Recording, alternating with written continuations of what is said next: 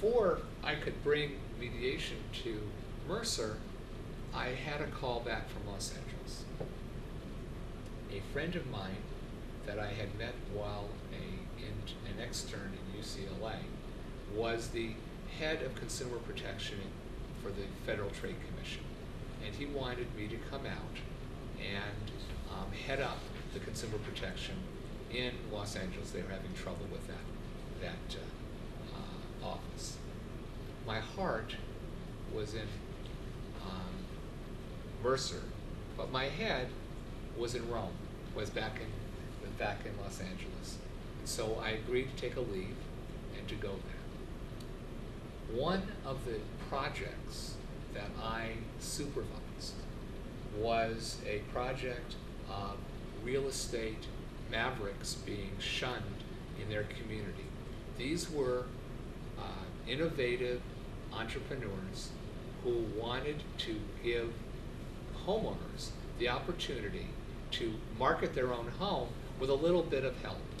It was called unbundling real estate services.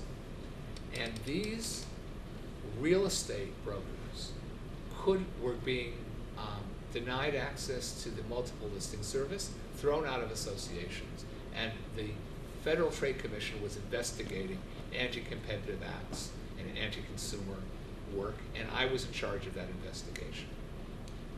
Little did I know in '78, when I did that work, that in 1991 I would use all of that experience just to apply to legal, unbundling legal services, but I'll get to that story in a minute. But that was the genesis of it, where I saw, number one, that people could bear a burden of their own work and were appreciative of that if, in fact, a professional was willing to divvy up and divide up the responsibility for a lower fee. It was very consumer-oriented.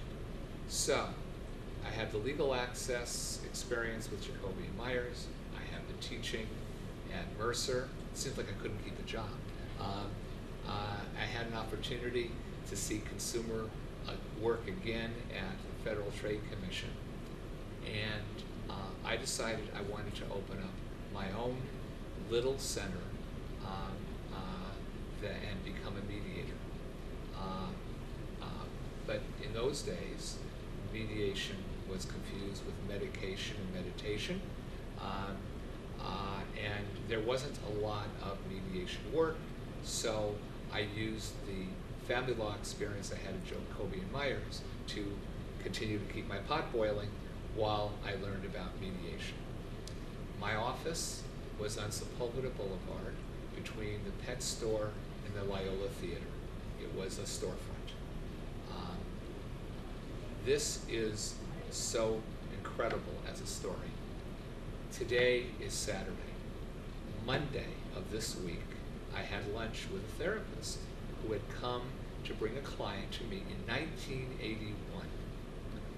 I will actually send you the news story that shows me co-mediating with Colleen Sawyer, I remember her name now, and it showed an interdisciplinary work of mediation in 1981. And she had somewhere, she was incredible, in her file, she had my brochure, which I will send to you, and the picture in the local paper, because I was advertising, and when you advertise for mediation, they threw a story in also. And I started mediating without training. I didn't get my training until the next year. I also didn't have a lot of business. It was in, I think I showed a chart at this conference.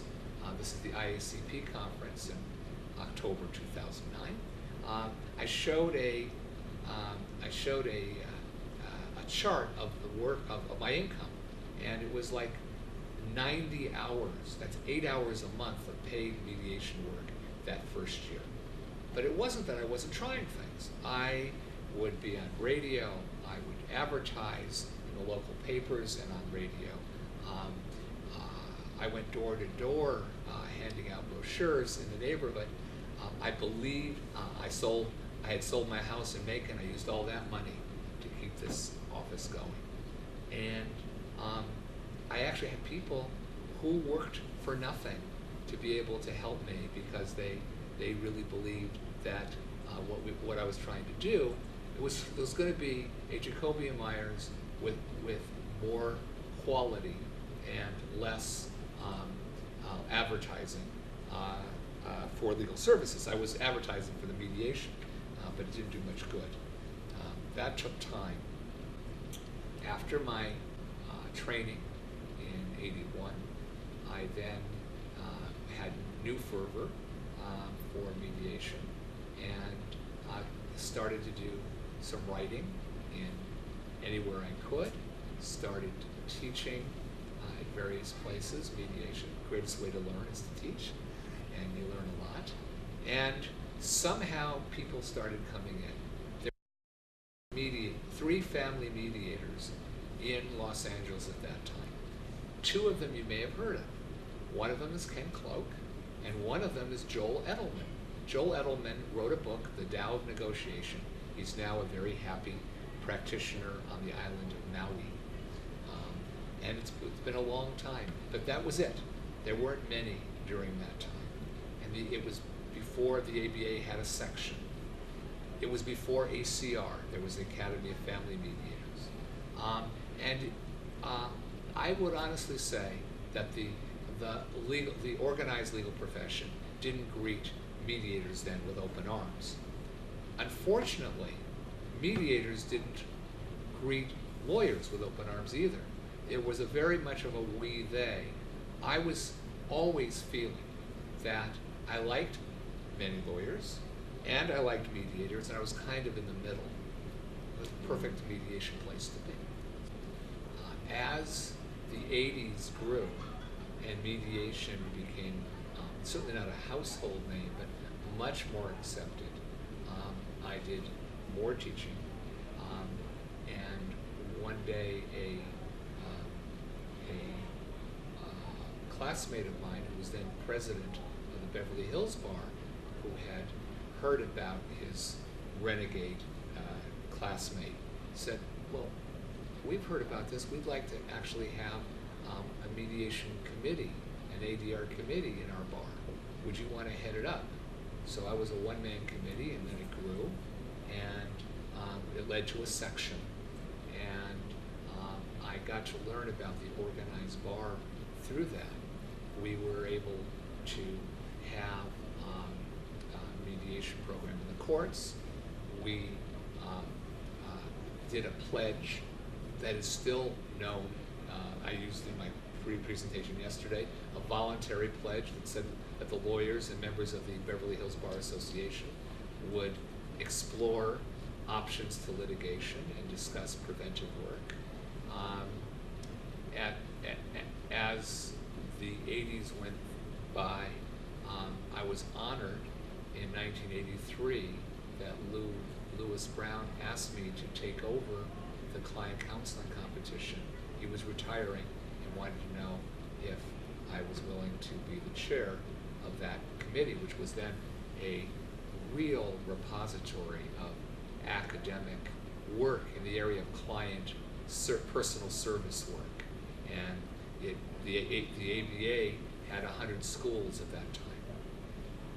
That fortunately morphed into an international competition, which I've chaired since 1989, and it now has 23 countries. It's my biggest pro bono activity. It's grown now. We have Sri Lanka, Australia. It's going to be in Hong Kong, South Africa, in Finland. It's all through the world now, and it's co-sponsored by the International Bar Association. So it was an opportunity just not only to do client service, but also to do international work and to meet really good minds from other places there as well.